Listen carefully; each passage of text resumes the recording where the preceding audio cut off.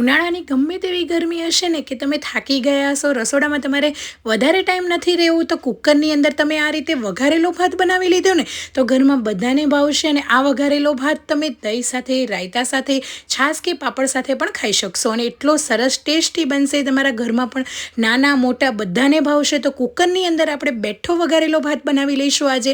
તો એના માટે અહીંયા મેં 1 કપ જેટલા ચોખા લીધા છે. તમે જે પણ રાઈસ માટે ચોખા યુઝ કરતા હોય એ ચોખા તમારે લઈ લેવાના.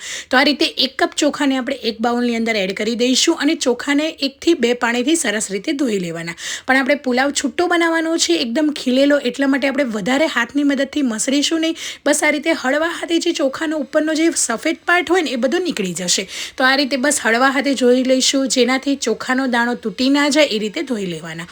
તો અહીંયા મેં ચોખાને સરસ રીતે ધોઈ લીધા છે. હવે 1 થી 2 કપ પાણી એડ કરીશું ચોખા ડૂબે ત્યાં સુધી અને ઢાંકીને એને 10 થી 15 મિનિટ રેસ્ટ આપીશું. તો 15 થી 20 મિનિટમાં ચોખા સરસ રીતે પલળી ગયા છે. તમે જોઈ શકો છો ચોખાનો આખો દાણો આ રીતના ફૂલીને ડબલ થઈ જશે અને ચોખા છે ને એકદમ વ્હાઇટ કલરના થઈ જશે ત્યાં સુધી પલળવા દેવાના. જો તમારે ટાઈમ લાગતો હોય તો ચોખાને પલળતા તમે 20 થી 25 મિનિટ કે 30 મિનિટ પણ રહેવા દઈ શકો છો. હવે કુકરની અંદર આપણે તેલ એડ કરીશું. તેલની જગ્યાએ તમે આ પુલાવ ઘીમાં પણ બનાવી શકો, અડધા તેલ ઘીમાં પણ બનાવી શકો. હવે જીરું, 4 થી 5 આખા મરી એડ કરી લઈશું, 1 તજનો ટુકડો, 2 સૂકા મરચાં એડ કરીશું અને અહીંયા 2 આખા લવિંગ એડ કરી દઈશું. 1 તમાલપત્રને વચ્ચેથી આ રીતે ટુકડો કરીને એડ કરી લઈશું અને થોડા એવા ફ્રેશ મીઠા લીમડાના પાન એડ કરીશું. હવે બધી વસ્તુને આપણે સાતળવાની છે અને તીખા લીલા મરચાં પણ આપણે એડ કરી દઈશું. તીખાશ જેટલી તમે ઘરમાં રેગ્યુલર ખાતા હોય એ રીતે તમારે એડ કરી દેવાના.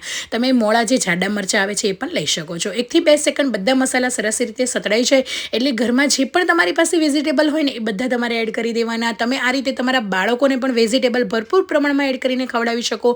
અહીંયા મેં વટાણા લીધેલા છે, લાંબી લાંબી સ્લાઇસમાં કટ કરીને ગાજર અને કેપ્સિકમ પણ લીધા છે અને અહીંયા 1 નાની ડુંગળીને સરસ રીતે મેં લચ્છા કરી લીધા છે. હવે તમે જો ડુંગળી લસણ ના ખાતા હોય તો તમારે આ પુલાવની અંદર ડુંગળીને સ્કીપ કરી દેવાની.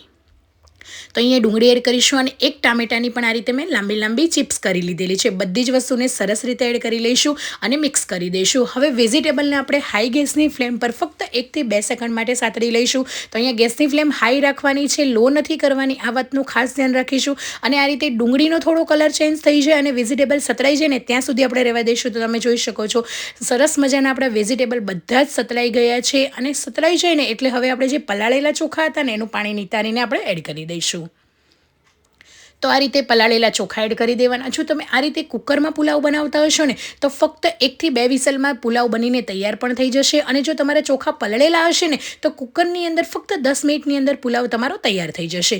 હવે ગરમીની અંદર આપણને એવું થાય કે ઘણી વખત વધારે નથી જમવું કે કંઈ બનાવવાની ઈચ્છા ના થાય ત્યારે જરૂરથી ટ્રાય કરજો. સ્વાદ પ્રમાણે મીઠું એડ કરી દઈશું, અડધી ચમચી હળદર એડ કરીશું અને અહીંયા થોડું એવું મેં અહીંયા લાલ મરચું પાવડર લીધો છે એને પણ આપણે એડ કરી દઈશું. અને 1 કપ ચોખા હતા ને તો એની સામે હવે આપણે પાણી એડ કરવાનું છે. તો આ રીતે પાણી એડ કરી લઈશું. અહીંયા મેં 2 કપ પાણી એડ કર્યું છે. 2 કપ પાણી ઇનફ છે. જો તમારા ચોખા થોડા નવા હોય ને તો તમારે 1.5 કપ જ એડ કરવાનું અને જૂના ચોખા હોય તો આ રીતે 2 કપ પાણી એડ કરી લેવાનું. સરસ રીતે હળવા હાથે મિક્સ કરી લઈશું. કુકરનું ઢાંકણ બંધ કરીને મીડિયમ ગેસની ફ્લેમ પર 2 વિસલ કરી લઈશું. 2 વિસલ પછી કુકર સરસ રીતે ઠંડુ થઈ જાય એટલે ચેક કરી લઈશું. તો તમે જોઈ શકો છો એકદમ ખીલેલા મસ્ત મજાના આપણા વઘારેલો બેઠો ભાત તૈયાર છે. ઉપરથી લીલા સમારેલા ધાણા એડ કરી દઈશું અને ગરમા ગરમ આ પુલાવને સર્વ કરી લઈશું. તમે આને પુલાવ કહી શકો છો, બેઠો વઘારેલો ભાત પણ કહી શકો છો અને તમે શું આને બીજું નામ આપો એ પણ મને જરૂરથી કહેજો. અને તમે ઘરે આ રીતે રેગ્યુલર બનાવો છો કે નહીં એ પણ મને કમેન્ટ બોક્સમાં જણાવજો. ગરમા ગરમ આ રીતે ભાતને સર્વ કરી લઈશું. ભાતને તમે પાપડ, છાશ કે દહીંના રાયતા સાથે એન્જોય કરી શકો. એકલું પ્લેન દહીં હશે ને તો પણ અત્યારે ગરમીની અંદર ખાવાની ખૂબ જ મજા આવશે. પાપડ સાથે પણ તમે જરૂરથી આ પુલાવને ટ્રાય કરજો અને તમે ક્યારે બનાવ્યો છે કે નહીં એ પણ મને જરૂરથી કહેજો. અને હા, આજની આપણે વઘારેલા ભાતની રેસીપી તમને કેવી લાગી એ પણ મને કમેન્ટ બોક્સમાં જણાવજો. Thank you for watching. જય શ્રી કૃષ્ણ.